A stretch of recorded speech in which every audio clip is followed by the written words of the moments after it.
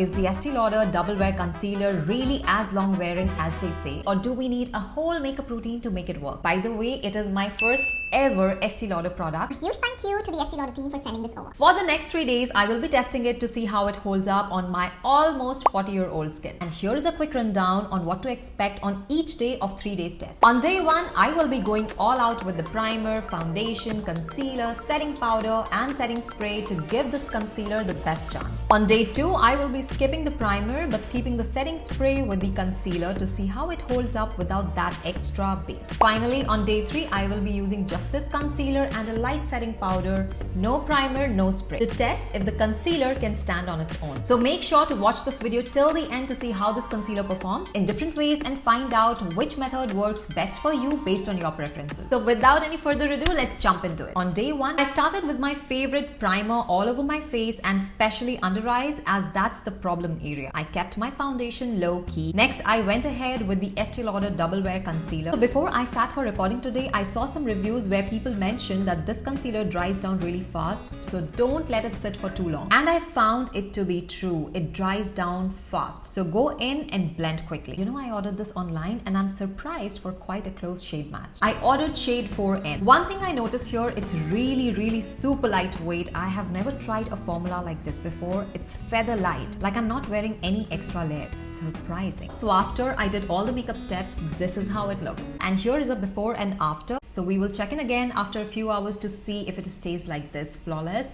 or it starts to settle in my fine lines. It's almost 9:30 p.m. right now, and this concealer has been on for about 9.5 hours. In that time, I've cooked meals, had lunch, had dinner, picked up my kids from school, took them to their karate class. And what else did I? Yeah, I met a friend. That means I talked and laughed. And also, I've been in humidity on and off throughout the day. And through all of that, this concealer has stuck to my face like glue. My under eyes still look pretty much the same, just a little tired from the day. But what really excites me is how well it's held up around my laugh lines. That's usually not the case with my other concealers. Around the corners here, though it did crease, but that's also not as bad. Like, you could notice it only if paying attention. Having said that, one of the key ingredients here is the InvisiFlex technology, which means there are flexible polymers that move with facial expressions throughout the day for weightless, comfortable wear, which could be true after what I see after 9 hours of wear test. But again, I did use a primer beforehand, so technically I can't give all the credit to the concealer yet. And if you want the full picture, stick around for day 2. Today, I'm skipping the primer and foundation, but still finishing with setting spray. This will help me see if the concealer holds up well without that extra base underneath. And I forgot to apply and blend it immediately like I did yesterday. I'm hoping I can still make it work. Luckily, it's blending fine, but I have noticed it's definitely easier to blend right away, especially under the eyes where my skin is thinner. Since I'm not wearing foundation today, I get to see the true texture of this concealer. It looks satin smooth with a subtle sheen and definitely has a blurring effect. In some areas, I had to go back with a little extra product and it built up beautifully, which means it's buildable too. One thing I really like about the applicator is that it doesn't come out overloaded with product. It picks up just the right amount, not too much, not too little. I finished my entire face with a setting spray and that's how I look right now. It's 11:44 now and I will check back later today to see how it holds up.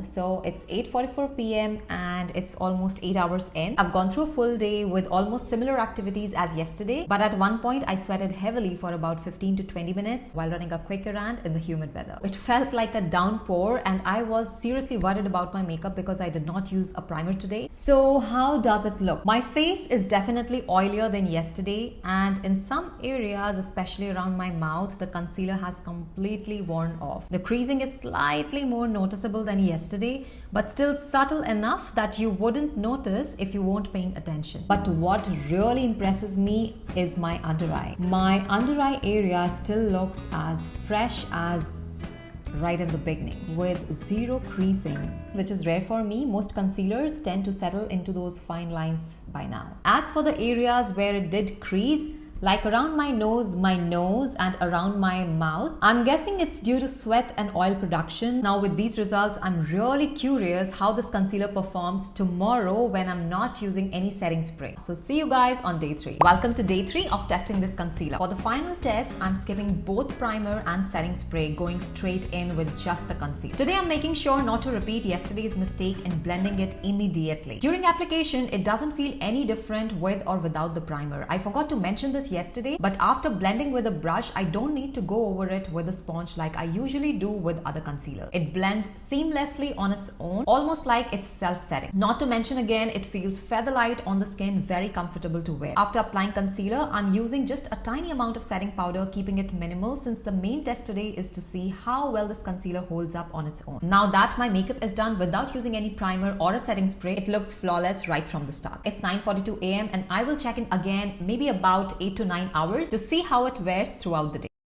It's 9 p.m. here, and which means this concealer has been on for almost 12 hours. Wow. I have to admit, it has truly stood the test of time without any additional product. No primer, no setting spray, just this concealer with a little setting powder. Honestly, it's great. I love it. The only minor issue I have noticed is that my face has gotten oilier by the end of the day, especially on day 2 and day 3. It also happened on day 1, but not as much. The brand claims that the formula contains microsilica spheres to absorb sebum and provide powerful oil control, but that somehow did not happen for me. That said, it's not a deal breaker because excess oil can be controlled by using a mattifying primer or a mattifying setting spray or just a setting powder. Final thoughts after 3 days of testing, here is what I have learned. This concealer performs best when used with a primer and set with a setting spray. That's like the best of the best scenario. Ideal for long days, long hours when you don't want to take any chances with your makeup. But based on my experience on day 2 and day 3, I can confidently say it also works beautifully on its own with just minor touch-ups needed through the day. It's self-setting, long-wearing, sweat-proof, blurs imperfection, and feels incredibly lightweight and comfortable on the skin. The biggest thing I look for in a concealer these days is that it should not crease. And hats off to this one, I have to say. It delivered. My under eyes stayed intact all day, whether I used a primer or not. So if you are in a market for a new concealer, this one is definitely worth considering. And that's all for today. Thank you for watching. I'll see you all in my next video. Until then, stay tuned, stay beautiful.